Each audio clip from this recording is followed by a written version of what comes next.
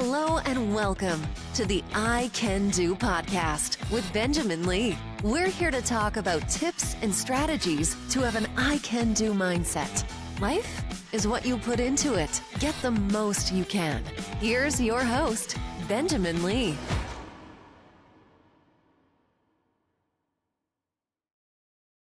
All right, we are back. Another fantastic guest on the I Can Do podcast. I'm Benjamin Lee. Thank you so much for being here.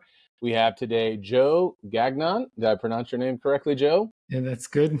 All right, it's great to have Joe here with us. Joe is going to definitely help us all today about living intentionally. And Joe, that's something I have a coach as well. And last year we were talking about this very idea about living intentionally. There's something so important about this. And so I'm really looking forward to learning from you. And thank you so much for being a part of the show. Oh, Benjamin, I'm thrilled to be here. The first three words "this I can do" is sort of like a foundation of. I've always told everyone that we should just eliminate the word "can't" out of the dictionary because that serves no useful purpose. Yeah. Because why would you decide before you even tried? So yeah, this is perfect for me. I love that idea. Why would you decide before you would even try? That sounds too like a fixed mindset. I think it's Dr. Carol Dweck who talks about that in the book, a mindset. I believe that's the title of the book. I could be wrong, but yeah, I think that's a great point. And you certainly have an I can do mindset. You just shared some things about yourself when we started talking via email and just describing yourself as relentlessly intentional, deeply curious, obsessed with unlocking human potential. You're doing a lot of things. CEO, ultra endurance, athlete, coach, author. Where did this idea of just becoming relentlessly intentional, where did this come from? Was it with your parents? Was it with something that happened when you were younger? Sports? Walk us through for a few minutes to what has gotten you to this point now to having a second book published and talking more about living intentionally. You know, as always, whenever you're asked this question, you always wish you're like such a genius. You're like, oh my God, when I grew up, I was like, this was going to be it. As a matter of fact, it was like I thought I was both a combination of invisible and uninspiring in the first part of my life. Yeah. You know, I had this, grew up in a Italian family in the Bronx, and we were fine. You know, we got together. Like there was not much going on other than sort of just being a kid. You know, high school was a forgotten memory. You know, I was a nobody, didn't play sports. I liked college. I thought that I liked the Jesuits. I went to school in the Bronx and hung out with people who were in philosophy and theology because I liked the thinking. Started off as a pretty uninspiring start of a career, $7 an hour, which even back then was nothing, you know. I always like to tell people, you think I ended up with a great story, but it didn't start that way. It was like, the first week of work, my car was stolen, girlfriend breaks up with you. I had to move back in my parents' basement and was in debt for college, trying to work two jobs to just be able to go to the bar, let alone do anything. But you know what I always knew, Benjamin, was that it was never the end. It was always going to be a beginning. And what was I going to do to sort of change the circumstance? And the beginning part, that first next 15 years, was about me showing up as a great white collar worker. I was going to outwork everyone. I was going to put in the time. I wasn't going to make any excuses. It started working. The tech world was waking up. I loved technology. It was sort of fascinating. Maybe not the greatest programmer in the world, but whether it was the PC or the web or all these things, they were giving me opportunity to learn how to work and make money. Like I didn't stay at $7 an hour. I made quite a bit of money, got married, had 2 kids. It all looked beautiful from the outside. And I went to an event, like we all do at some point in our 30s, and maybe, I don't know, people drinking a little too much. I started arm wrestling with some people. I couldn't win a single arm wrestling match. And I'm like, am I really that weak? And a couple of days later at this event, someone said, hey, let's go for a run. And I couldn't run a mile. And I'm like, I thought I was like, still a young guy. Like, what happened? And, it forced a moment of reflection that maybe this idea that everyone said, go make money wasn't really developing me as a person. I started thinking, wow, I'm not laughing. I don't have a sense of humor. I can't relate. All I know how to do is work. And it just, as I wrote about in the book, I was climbing the ladder, but it was against the wrong wall. And I really literally remember this thought: will this be the next 50 years if I even live that long? And that was just the answer to that question was like this emphatic no, I am not going to do that. I am going to change something. I just didn't know exactly what all the language means that I understand today about intentionality and about radical possibility and about a can do attitude. I just knew this couldn't be anymore. So that's when it all shifted. By the way, I was 39 years old. I was going to ask you, ask you, how old were you? And when you mentioned, for the next 15 years, you worked hard and things like that, something I was just thinking about is, you had a long runway. And sometimes we may feel like, well, I'm not doing anything, or I'm not where I'm supposed to be, but so much can get done. What did that look like then for you? You had the arm wrestle, you had that 1 mile run.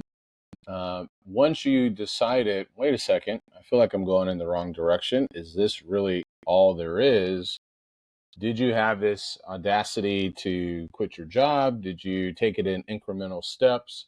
Yeah. How did you get to that singularity of intentionality? So I had met this guy in, I don't know, a couple of years before I ended up walking away. And he was telling me about starting this company. And then over the next couple of years, he got the guts. He started this company, and it was business strategy around e-commerce, around the era of the World Wide Web and all this. And he said, you should join. And I'm like, why would I do this? I had made partner in this big firm. I was making $1 million a year. I'm like, why would I do this? And he's like, well, I can offer you $150,000, which, by the way, isn't nothing, right? Okay, so I understand that. But through a little bit of coursing and a conversation with my wife, we're like, fine, we're walking away. I'm walking away. 10 years firm partner. They told me I made the biggest mistake of my life. I'm like, I don't care. I'm leaving. And so I walked away from the money, went to a startup of 15 people, and started on the path that I ended up on, which is early stage companies, ideas, big ideas, maybe no guarantee. We did have an amazing run at it, grew to 350 people and 50 million in revenue. We ended up taking the company public. We sold it to IBM, and well, I knew I wasn't going to stay there, but that was just short because I had to go back to. I did not want to be part of one of these big systems anymore. I wanted to, because what do you rely on? You rely on everyone else and the momentum of the universe, not your individual participation. And I was starting to build me. I wanted it to be, what could I do? What could I create?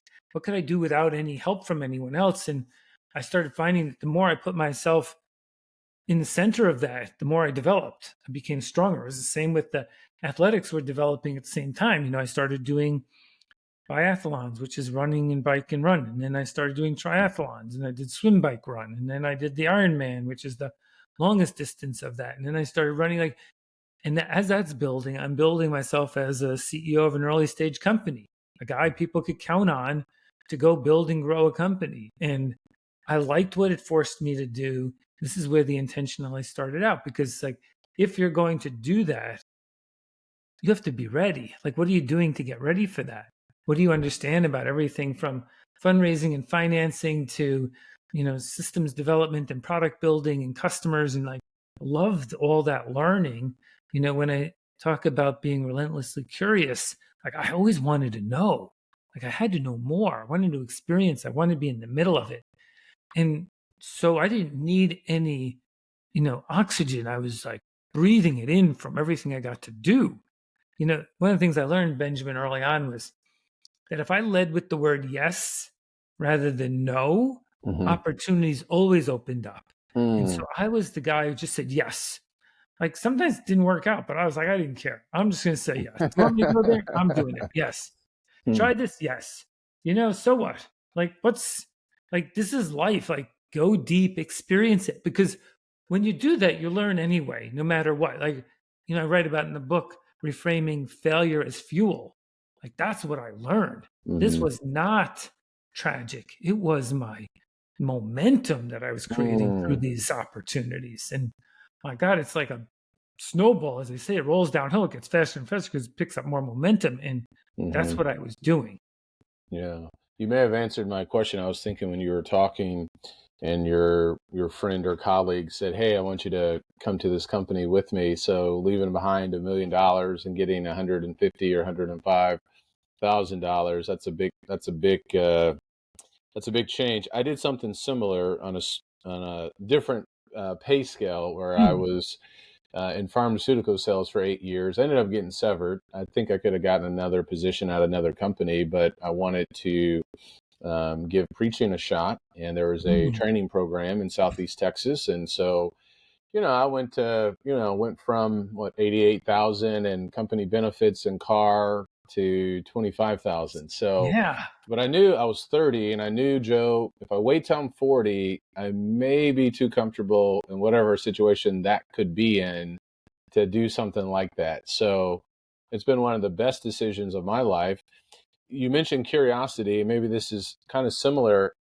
How long did it take for you to make that decision to leave that company and to go to that next risk? Dr. Ben Carson in his book, Take the Risk, he talks about making a list of what's the best thing that could happen, the worst thing, the best thing if you don't do anything, and the worst thing if you don't do anything. Were you making a list? I know you were talking to your wife. How were you figuring all this out for you to then say yes? Yeah. Part of it was putting myself in the other conversation, the new conversation, not the old conversation. If I kept talking to the partners that I had, then they would tell me, don't leave. If I talked only to the people who were endeavoring to do different, then you got sort of captivated and sort of like compelled, like, oh, that's what the energy system I want. By the way, I had already proven myself. Like I was good. I was there 10 years. I proved everything that I thought I should have to prove. The other part about it, as I reflected a little bit later on, when everyone says to me like, well, I don't know if I can live through the downside. If you ever do what you did, Benjamin, or I did, the rest of your life, you're completely free. You can do anything because you've already taken what would be the biggest change you could have ever done. You did it consciously and intentionally. And then there's no downside in your life ever again. Like, because you walked away from what everyone said you should have. And now you reframed your mindset about a new perspective and a new way to feel. And my God, it was so liberating every time you interact with that new energy system. That's why this curiosity is so important. It's like, it makes you want to know. And that is a feeling that's hard to resist. It's not even like this, everyone says a dopamine hit, of like TikTok is a dopamine hit. However, like it's only for a second. Like you want it for a lifetime. Like you want to create the motivation system inside you that propels you to this idea of radical possibility and living intentionally. And so I think if someone was trying to think about it, then go sort of as much as you can to live in what the future would look like so you can feel it, so that it is not a hard decision to make. So you went to the program showed you what it would be like, and you said, I fit here, I want this. Had you just started interviewing for another pharmaceutical job, you would have fallen back into that because that would have been the only input that you were getting. That would have been that same conversation as you were talking about. Okay. Yeah. I love that language too of just putting yourself in a new conversation. So I want to push back. How do we reconcile this? Because when I hear deeply curious could mean for some, well, yeah, I want to try this today and I want to try that next week, or I want to give this a shot next year, versus intentionality, where when I think about intentionality, and you can help me with this, intentionality is, now you stay on this track and you're saying, well, say yes to everything. I think about intentionality sometimes with, well, no, you also have to say no because you're moving towards that mountain. So how do we reconcile staying deeply curious while also being intentional in our lives? And it's a very good question. The subtlety, like we'll talk a lot over this conversation about language framing, sometimes limiting. So for intentionality to work, you have to have a purpose or a why, whichever word you want to use. And so within the context of that, being curious is fine. It's not about curiosity of like, looking for another partner. It's being curious about exploring deeper within your partner. So, for example, my why is I build myself to build others. And so what that makes me is like curious about what would I have to go through to build enough capability so I could coach someone else, I could lead someone, I could help direct them. So it is aligned to my purpose. It is not distracting to the noise of the outside. That curiosity we could call idle curiosity. It's not really driving my behavior. It's like an interest level that one might have. Oh, I would be interested in watching tennis on TV, but you're a golfer. It doesn't mean you're not curious about how that person performs, but the depth that you would go into in terms of being a better golfer would be, that curiosity would be, how would one get better and better at what you do? So that's important. Gotcha. Yeah. That example too, with learning more about your spouse and not necessarily just trying to go find another spouse. So how do we define intentionality? Yeah, I think that first it says that we're defining our why. Then from there, we're making conscious choices that align to our why. We're building a set of pillars like the foundation of a building. We then master reflection so that we can then evaluate how we're doing against that, because it's important. We're not here to just always be right. And then it's about embracing discomfort on the pathway, because the harder we push into our why, the more we might feel a bit of noise in the system, which is discomfort, and it's not about sort of stopping, it's about assessing and understanding. And so this foundation, which I write about in the book, this first section is about saying, look, you could build, I don't know, in the woods, a 2x2 and live underneath. It's not very resilient, or you can build a house or a major building and you start thinking, well, I better put a strong foundation in there and I better understand how this is going to work. And all of that is how we build ourselves, right? So there is an architecture to this. That's what that first part of the book is about. Back to, again, it's define the why, build your pillars. Those pillars I can go into. Then it's embracing the discomfort and mastering reflection. And all of these, if you have those as tools in your toolkit, you do pretty well. Now, what you don't want to negotiate on, like the pillars are, for example, pretty simple, Benjamin. It's like my exercise, my nutrition, my mindset, my sleep, and my community. How do I show up for each of those every day? How intentional am I? Am I thinking about the food I'm putting in my body? How am I thinking? How is my self-talk? Am I moving, which is exercise, etc. So when we operate with integrity in those areas, it allows us to be, in that can-do mindset. Then yes, I can do this because I've built this resilience. I've built vitality. I've built the strength. So then I can put more of a load on top of it. I can take on more of a challenge. Back to it's then aligned to my purpose. And so, like, maybe you can, if you wanted to be a executive coach, maybe you could do one person in the beginning, you can do 5 later, but you can take on some really hard problems that people have. And so that's what this ends up continuing, is to build more resiliency, which is really important on this pathway to intentionality.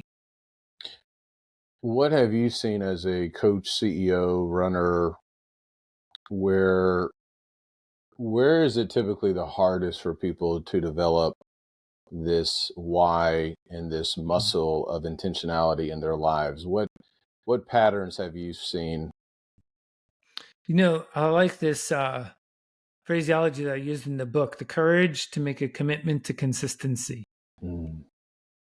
So courage, yeah, we all know, sort of like I'm willing, brave, emotionally strong. Commitment, a decision that you're going to hold to. And then consistency to do it again and again. And I think that, yeah, we can start with the courage. I don't think we fully appreciate commitment because we have to make it to ourselves. And then consistency, yeah, that's where it breaks down. We let other priorities that other people have get in the way of our consistency. By the way, consistency redefined, back to my language thing, as mastery. So it really should say courage to make a commitment to mastery. Okay, what does that However, mean, mastering? What does that look like? yeah, mastery is being able to take on any task or action at a level of detail so you understand the nuances of significantly high performance. So you would, play the guitar and know how to change the notes better by practicing over and over again. Your fingers would move, very easily. If it was about running, you would not just run, you would sprint, you would do hill repeats, you would build a lot of the subsystems so that when the race happened, you were ready to execute at a high level of performance. And that consistency over time, even just the pure repetition, makes our internal system adapt significantly. We'll grow more mitochondria, blood cells, will grow more neurons, will more muscle fibers, will adjust our autonomic nervous system. Like, all of it starts to improve so we can perform better. And to me, that's where we break down. We let the noise outside our life get in the way of the commitments that we already made. And if you're intending, well, not just to be intentional, but to stick to those commitments, why would you, if you were there for the decision, why would you change that? Like, and simple, I like this example, but say, hey, Benjamin, you want to go for a run tomorrow morning? And you're like, yeah, I'd love to do that. And then you text me at 5:30 and say, Joe, it's raining out, so I'm not going to go. I'm like, well, did you make a commitment or not?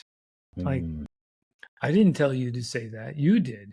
So I think we should look in the mirror often and say, look, I'm the one who made the commitment. Why would I not follow through?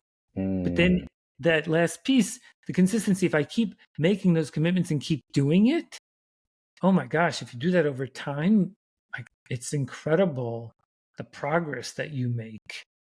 And I've seen that now after the last 25 years. I'm 9,000 days of exercise, 4,650 days of writing, this That's amazing. commitment every day to daily practices beyond brushing my teeth, sleeping, and eating, right? Yeah. I wake up, as I always tell people, there's three things. I wake up, I write, I run, and I breathe.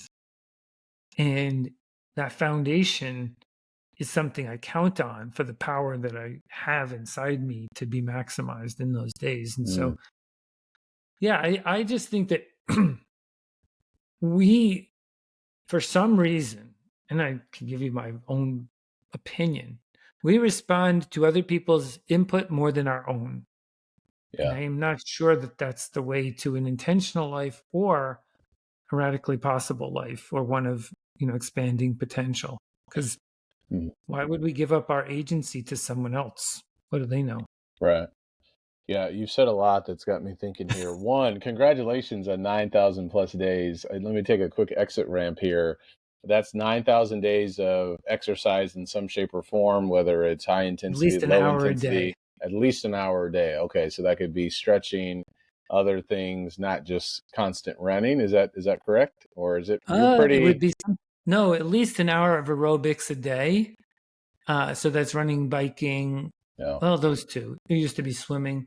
But I also do pull-ups, push-ups, and sit-ups every day. Nice. Nice. And so I work on the upper body strength and core strength. I couldn't live if I didn't do this now. Like, I'm so aligned to what movement and exercise do for me. Oh my God, it just has become like the best elixir anyone could ever have. Yeah.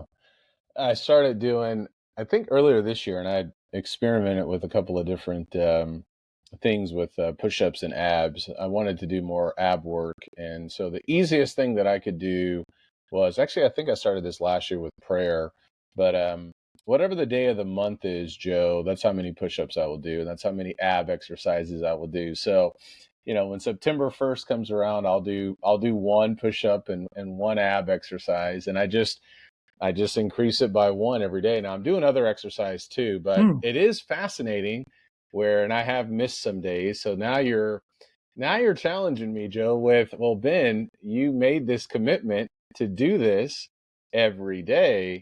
Why didn't you do it? So I really love that about looking in the mirror.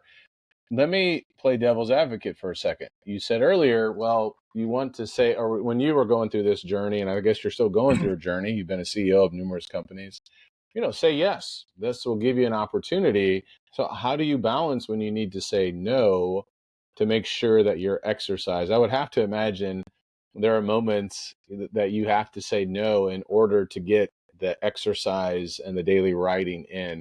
How does a person balance this with that intentionality where they can keep that agency? Well, I guess you're highlighting a good point, and it's in the subtlety here, right? That the no's that I say are ones that would take me out of alignment to my purpose. And so here's the example. I haven't had a drink of alcohol in over 20 years, but 20 years ago, hanging out with some guys at work, and they're like, hey, we're going to go to the bar after work and we're going to hang out and chit chat about work and all the good big decisions are going to get done. And I'm like, well, I don't really want to go. They're like, why? I said, I'm going to go for a run. And they're like, well, you're going to miss out. I said, well, why don't you guys come with me on a run and we can have the same conversation? And they said, no, I'm not going to do that.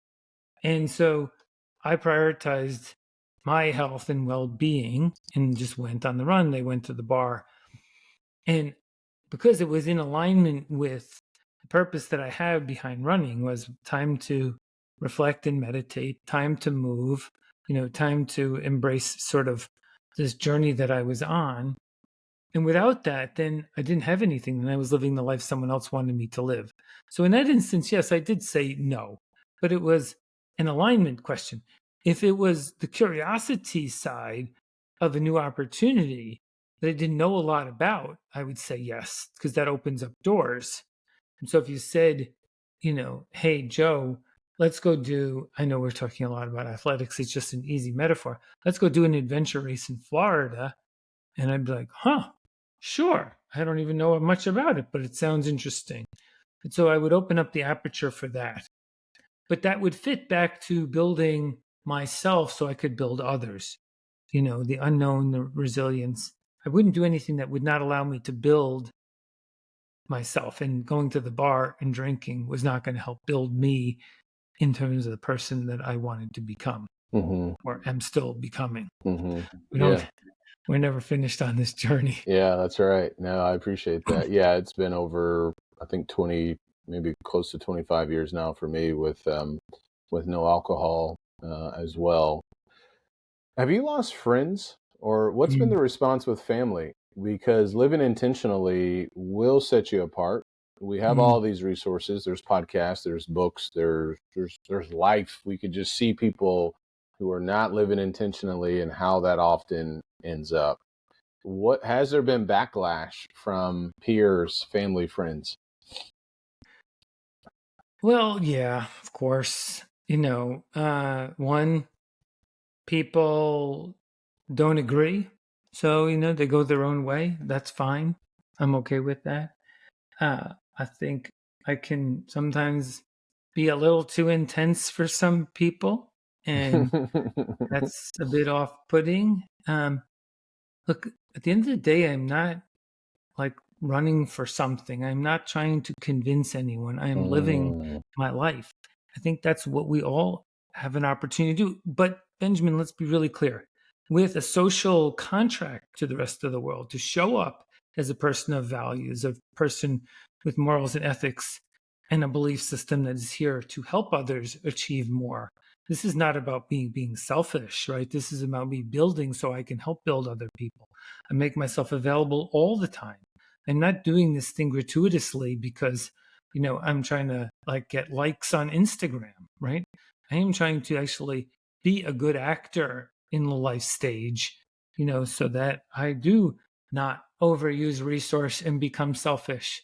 I want to share in the abundance that we should all share in this beautiful work that we're on, right? And so I don't think that everyone has gotten themselves to that level yet. And so sometimes, yeah, it could be a little bit. If you would read the acknowledgments in the end of my book, I thank my wife and my daughters for tolerating my sometimes uncompromising nature.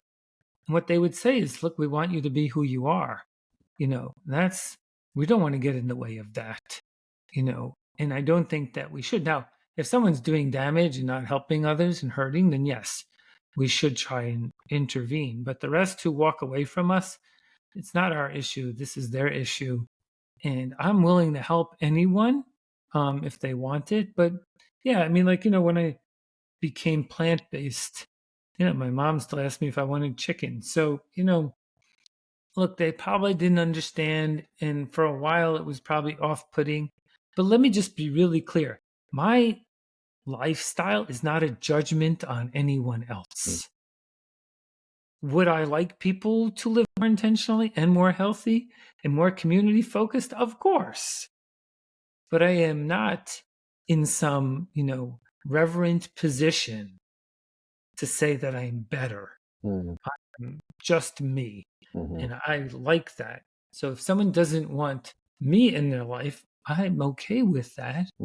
If you want me in your life, I'm enjoy with that. So I'm very much at peace after all these years with the choices that I made. I have no regrets because, as I say to everyone, I was there for the decision. How could I regret it? I love that. I was there for the decision. How could I regret that? I love that. Yeah. Listening to you speak about your life and philosophy and choices, I'm reminded of Seth Godin. He blogs every day, right? Publish even if it's not ready, so to speak, right? Yeah. Has turned down maybe $1 billion offers from other companies and things like that, and is just so focused. And you're right, it almost sounds a little bit weird for some people. It's like, well, you're going to miss out, but it actually really is something that is, what's the word?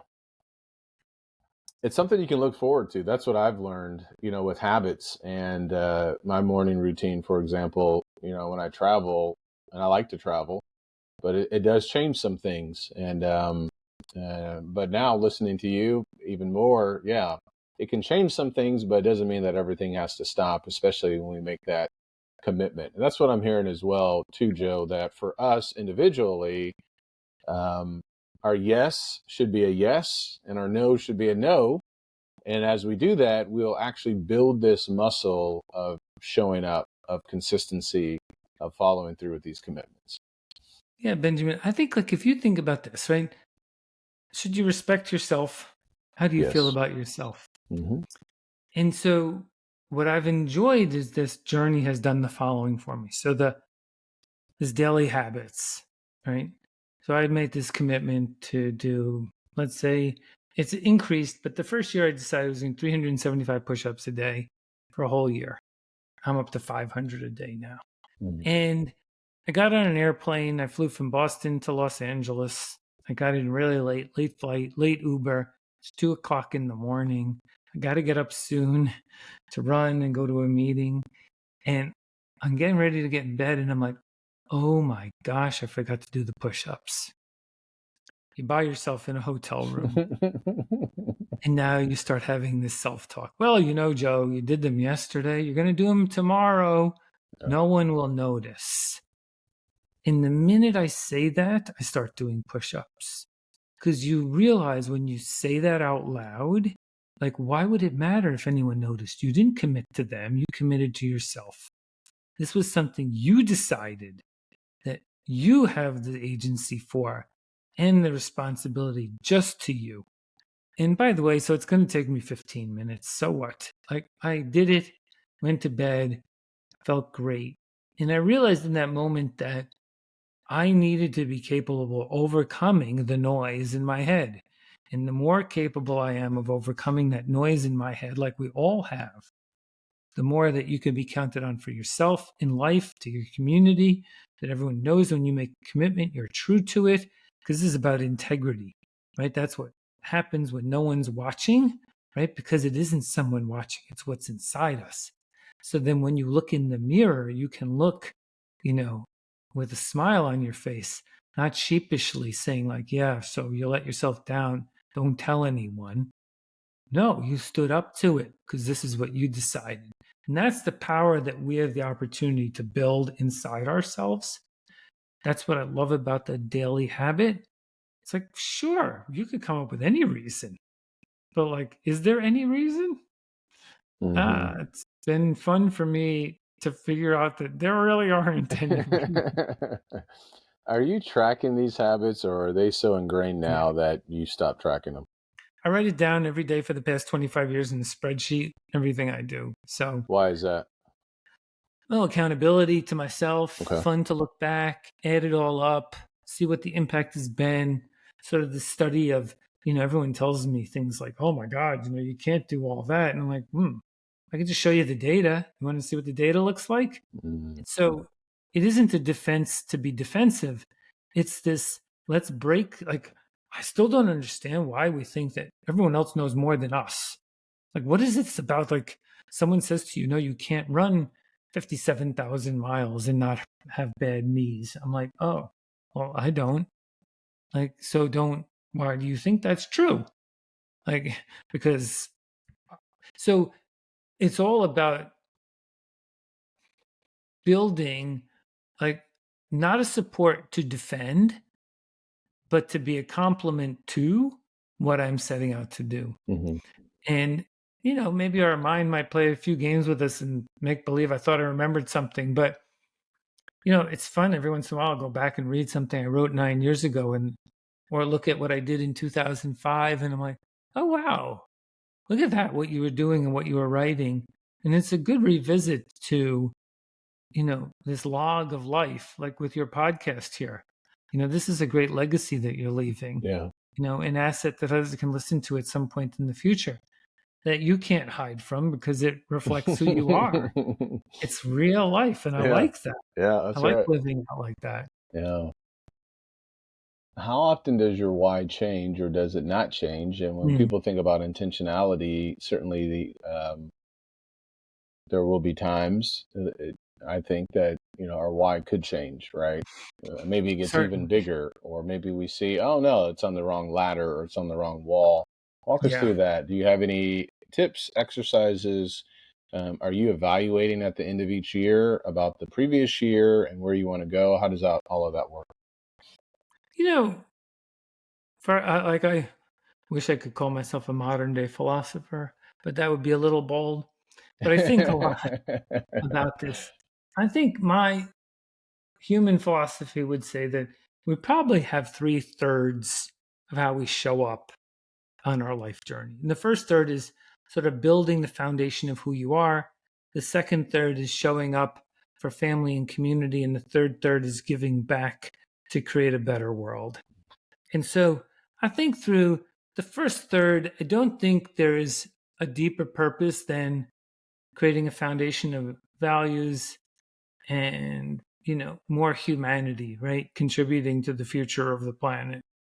In the second third, yeah, I do think your why can be different and I think it can evolve. And then same in the third third and this is not like I fall into retirement and I'm sort of kicking my feet up and trying to, tell people how to live.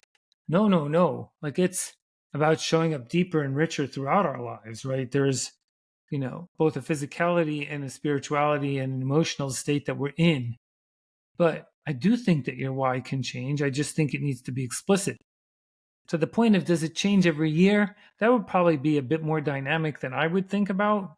But I do think that stages within that can, change in terms of like what are you gearing up toward? And so, why I say, look, I build myself to help build others is that I don't believe there are enough systems to help people build themselves. We've changed a lot in society. Schools don't help. It seems like church doesn't help, work doesn't help, government doesn't help. So, like, we got to build some systems inside to help others develop. And I've found that out. So, yeah, I think that in the book, I write about some of the questions we would ask ourselves to do the reflection. And I do look at the end of the year and see how my year went, and then what I want to set out to do the next year. And so it isn't always just about like a bigger race or more. It's about holding the state that I'm in this inspired way so that I can continue to optimize for myself and the community I'm part of. Do you make New Year's resolutions? Well, that language is problematic for me. I'd imagine that it would be. My first thought Yeah. would be no, but I wanted to ask you. No, I don't do that. I do make annual commitments. Okay. And, I guess you could say I resolve too. But the New Year resolution to me falls empty because it's not connected to our why, which is why the gym is crowded for the first 2 weeks of the year. And then no one ever continues to go because they didn't make it important to anything about their life. Like it was just sort of this emotional reaction to some marketing activities and a poster on a wall, rather than deeply thinking about the implications of what that would mean for you, your life, your family, your community. So, yeah, I guess, I probably said I resolve to be plant-based and not drink alcohol, but that was a long time ago, so I don't have to touch on that again. Yeah. Yeah. I mean, look, if you or anyone likes the idea of a month, a year, any kind of trigger that would help them, set realistic expectations. Talk about how that changes in your life and how your life would evolve. Think about whatever supporting systems you need to make that work. And, there's like, I do like, the atomic habits and the power of habits. I think you got to get practices underlying habits and the why backing up the practices and the habits. Because they're just, you had said habit stacking before. That is a good technique, where you do two things at the same time because you've already created a certain motion that you have. And so, drink coffee in the morning and you could write your one paragraph then because the coffee and the paragraph will get connected. And so that habit stacking, don't try and write the paragraph 3 hours later, So, yeah, I think there's this layering of these concepts that help us build more integrity into the system. Mm. What's your personal philosophy with social media? Social media often does not feel like it's going to contribute living a intentional life. With the distraction, the noise, the chaos, you have all the different things you can use now to schedule things. That still takes time. What's your personal use, personal philosophy, things that have helped, or do you just stay away from it? Well, for a long time, I stayed away because I didn't think it mattered. Like, so what? I'm doing my thing. Why does that matter? Like, and my friend said to me, it would be good for those who want to know what you're doing, to see what's possible, to experience you. You're authentic. You're not sort of performant. You're not trying to, put makeup on and get your hair perfect, right? So it comes through the right way. So I realized that I could not just paint this picture with one brush. That indeed, as long as it was fitting back to my purpose, then it's fine to use social media. So I post on Instagram. I have a website. I post on Substack, my content that I write. I use LinkedIn. And yeah, every once in a while you get sort of the dissenter and the argumentative people, but that's okay. Yeah, it doesn't bother me. I just stay consistent. So the only thing I could post is something that I am doing, feeling, living. And there are some people who want to see that. And I want to make myself available to them. It's why I wrote the book also, Benjamin. It wasn't, it's actually something I like the thought, which is imagine you could sell 100,000 copies. It's not to have 100,000 copies sold. It's to have 100,000 copies read. That would be more impactful. The fact that I got paid or didn't get paid is irrelevant. I didn't write it to make money. I wrote it to share. If you want to share with me, then I want to share with you. And so that's a very different way. It's like this attachment that we have through the ego to all of the physical rather than to how we apply ourselves. Imagine, if I am not my accomplishments, what am I? Like, play with that question some weekend. It's a good question. It is a great question. Yeah, it's like how people introduce themselves. It's very easy to introduce ourselves with our resume and all the accomplishments and things we've done. Yeah, and I don't deny that those matter as a representation. They're not just where the value is created, nor how we define ourselves and see ourselves. Because imagine you were the number one high school track person, and then later on you didn't do anything. Like, if that's the only thing you could connect back to, it's sort of sad. So we want to develop, a multi-layer capability. This is like these words of resilience and vitality are more valuable to your life and to society than that you ran a 3-hour marathon. Like, most people don't even know what that is. So yeah. 3 more questions at least. We could go a little bit faster, but really enjoying this. How are you teaching? You mentioned your wife and children. How are you teaching children? I have a son as well. These concepts of living intentionally for those who are younger. Walk us through that. Any tips, strategies? The junior high kids, the high school students, preparing them. So maybe we can shorten that 15-year that you had, or the numerous years that I've had. Like, oh yeah, I should have done this differently, which I'm trying to teach my son now as well. I think the first thing to me is first there's understanding. I think we overjudge people at points in their life, and we have to understand. Like, a high schooler has high intelligence and prefrontal cortex not fully developed, so low judgment. So you can't push them on judgment questions and say, oh, you don't know what you're doing. Like, the second would be then create a framework for success.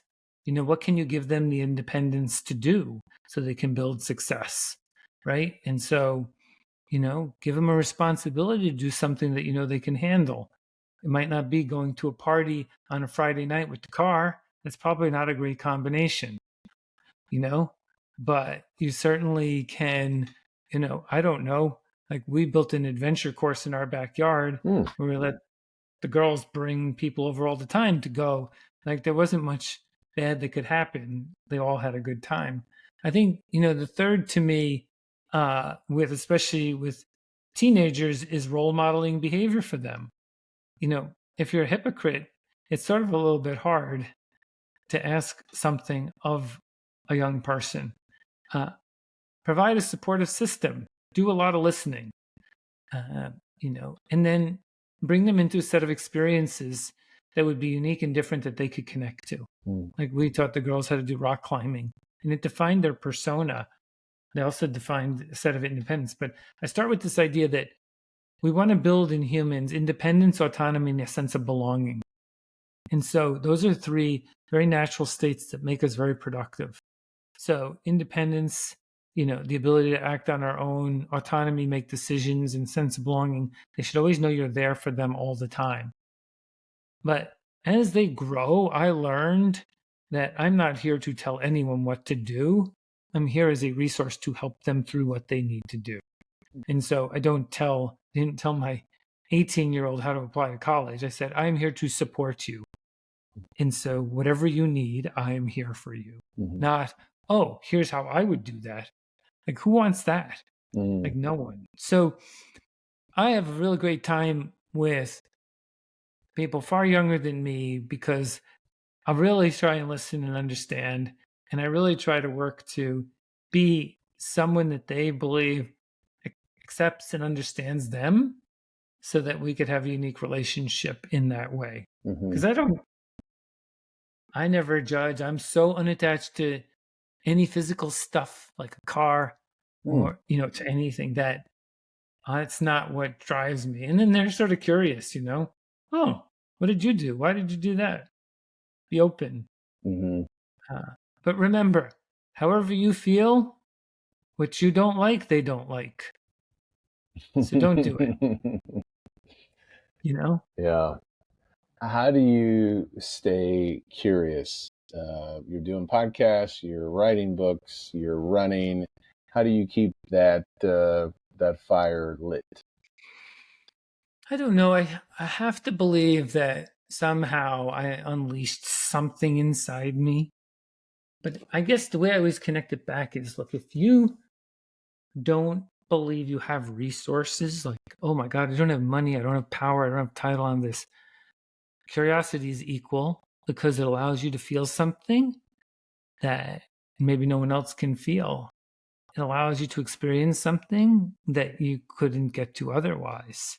And so it opens up the aperture of, what I guess we call democratization of experiences. You don't need to own a yacht to have an interesting experience. You can literally go walk in the rain tomorrow and have an interesting experience. I did the 2000 pull-up challenge because I wanted to know what it would feel like. I wanted to know how bad my hands would hurt, how much my lats would hurt, how hungry I would get, how much I would fail. I'm like, wow, wouldn't it be amazing to know that? Like, that just blew my mind that I could just on my own say, I'm going to go do pull-ups for 12 hours. What would happen? Now, maybe you couldn't make it past an hour, maybe like whatever, but so amazing. Like, I just want to know what it feels like. And so that's why I tell people, the next time it's pouring rain, go outside without a jacket on and walk around for a half hour and get soaking wet. See what it feels like. Are you okay when you get back in the house and change? Probably. But it also probably stimulated something that you wouldn't have otherwise. And you feel better about yourself. And you start to realize that, oh wow, this is the currency, right? This is the currency that I have. It's my time, it's my intention, it's my spirit. I don't need any other currency. Yeah. Yeah. Joe, this has been fantastic. You've challenged me today, and you got me thinking about a lot of things. Tell us more about the book "Living Intentionally." It's available on Amazon. Where else can people find you?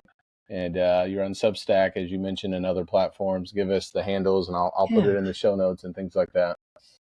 Yeah, so Living Intentionally, Joe Gagnon on Amazon. Appreciate it if anyone bought it. I think you'd find value in it. Give me a review. Substack, it's Substack at Joe Curious. So it's an easy one. Not surprising. The website is all one word, thehighperformancelife.net. And then I'm on LinkedIn under Joe Gagnon. And yeah, I would love to interact with anyone. I actually put my email address in my book. So if someone wants to message me, I want to be out here, Benjamin, for the world. Yeah. I want to break the framework of thinking that, we're not here for each other, that this world of abundance that we lived in can be shared, that we can have a social contract to each other, that we can open the aperture so that everyone's life feels equally engaging and stimulating, that this idea of radical possibility is open to all of us. This is not some privilege for a few. This is the life for many. And that when we serve each other in this way, with a set of core values and respect for everyone who's sharing this planet, wow, it becomes so much of a better place that we all love and we can all be positive about every day. And, reframe those words of discomfort and suffering and failure as just pathways to growth. And know that I believe that you can do more than you think you can. And, I feel great about you and everyone else. So thank you for having me on the podcast. Yeah, you're welcome, Joe. Thank you. I owe you an apology. I mispronounced your last name at the beginning. After hearing you say it, I apologize about that. Yeah, it's a French name. Most people say it either way. Yeah. So no problem, Benjamin. Thank you. Thank you, Joe. And keep on doing what you're doing, and look forward to talking to you hopefully again and learning more from you with your book. Yes, we'll continue the dialogue. Thanks. All right. Take care. Thank you all for listening, and we'll see you next time.